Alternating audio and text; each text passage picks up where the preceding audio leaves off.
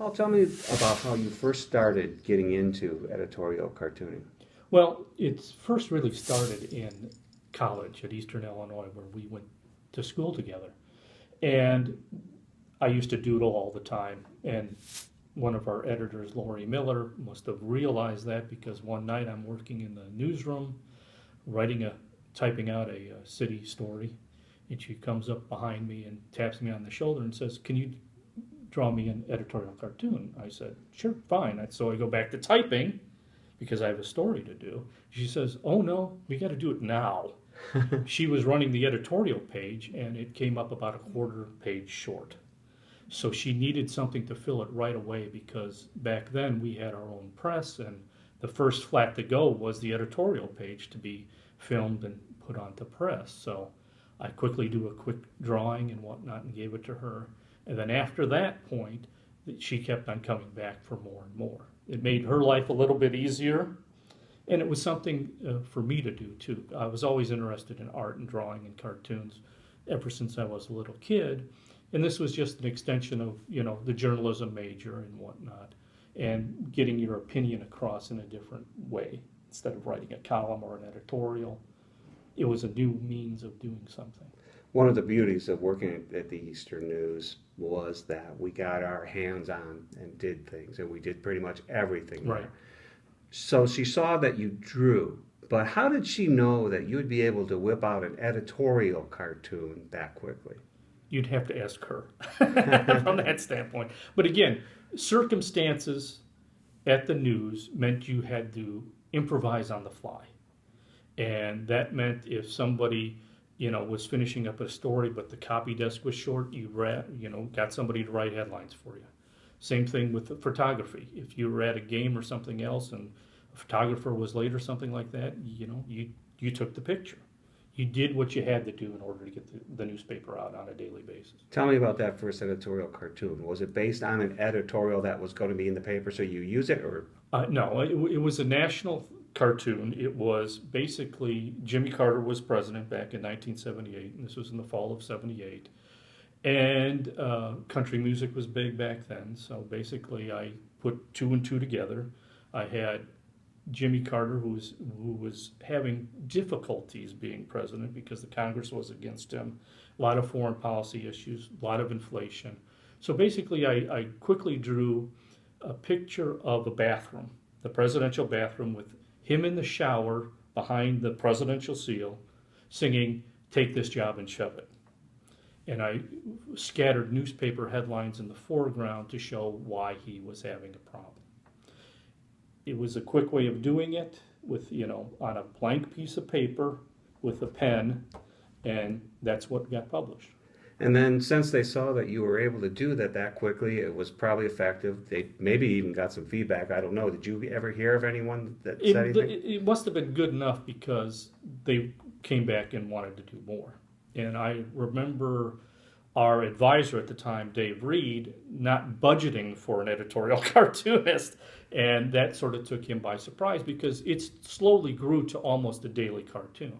Now, at that time, they did run cartoons. They had V.G. Myers, who was a really well-known cartoonist then, and really now he's really done some really great work. But his ran in different parts of the paper. Is that what the difference would be? Right. He had an actual comic strip for a while published in the paper.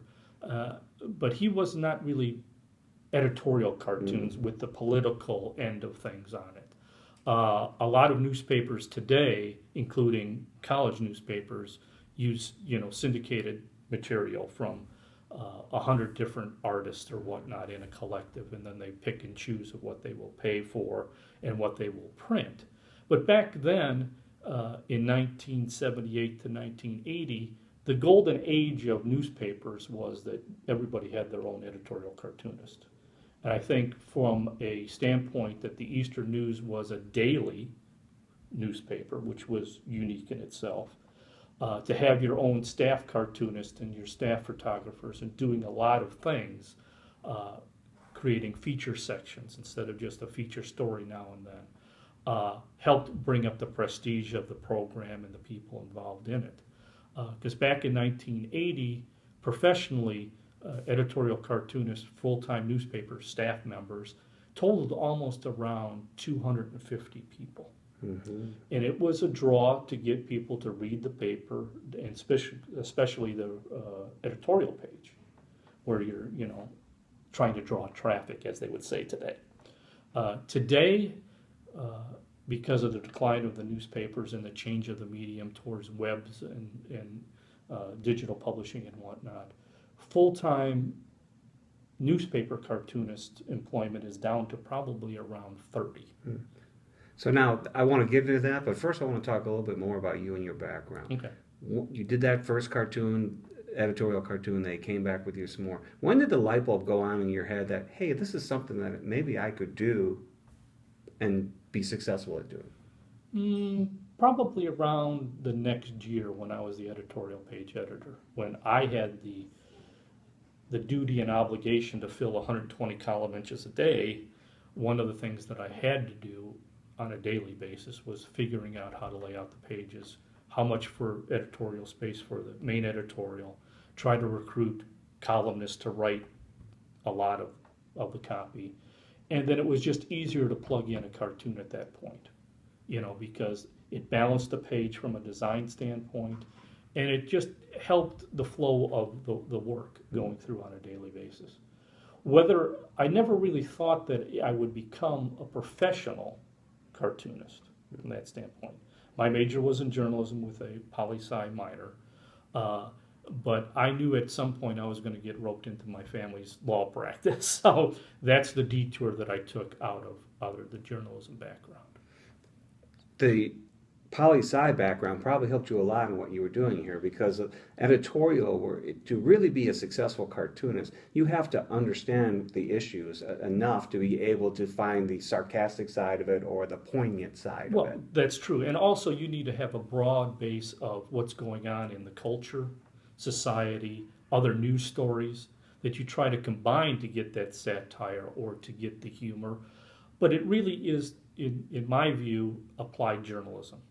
An editorial cartoonist still deals with the story, the who, what, when, where, why, how, and specifically the why part of it, in order to tell a story in usually about a 7-second view. That's how long the attention span of most people is nowadays. And a cartoon that's drafted well to get a point across is probably something that people will remember more than reading a news article or an editorial. Which is, I think, an important point for people who may be looking at getting into this, which is one of the people that I hope will be attracted to this. Here's a question I have for you, though, because your editorial drawing skills, I would say, were not as refined, especially in the early years. I think, have worked on it a lot over the years. But it was always kind of an edgy thing, your drawing. What's your style? How did you develop it? And what would you say to someone who said, I have great ideas, but I'm really not a good artist? Well, in the beginning, it was more time sensitive. I had to get it done. We didn't have ink erasers or anything like that. Whatever put on the page was on the page. Mm. So from that standpoint, it was probably more cruder drawings than that. Even after college, I kept on doing it for my own entertainment and for my family and friends and whatnot. So over time, the style that I've developed is not to have one style. I will use pen and ink. I will use pencil. I will use digital painting programs. That's usually what I use mostly now. What do you use, just so people want to I've used Photoshop. I use Autodesk, are probably the two main ones.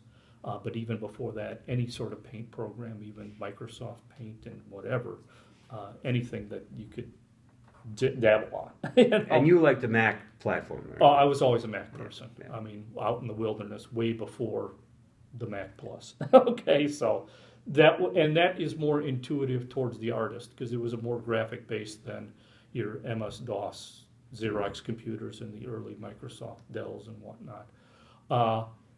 But again, I could draw freehand, scan it in, manipulate it in a program like Photoshop, color it in a Photoshop and whatnot.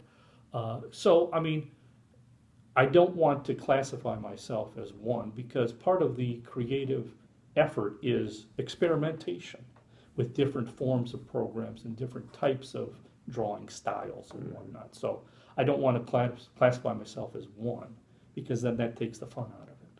But I could say that when I've seen your work, I always say, yes, I see Paul as being the person who's drawn it, which is, I think, another important piece, though. You don't totally go so different in your styles that they're unrecognizable as coming from you. That's true. And again, I think the basis of humor is individual, and that will always show through. Mm-hmm.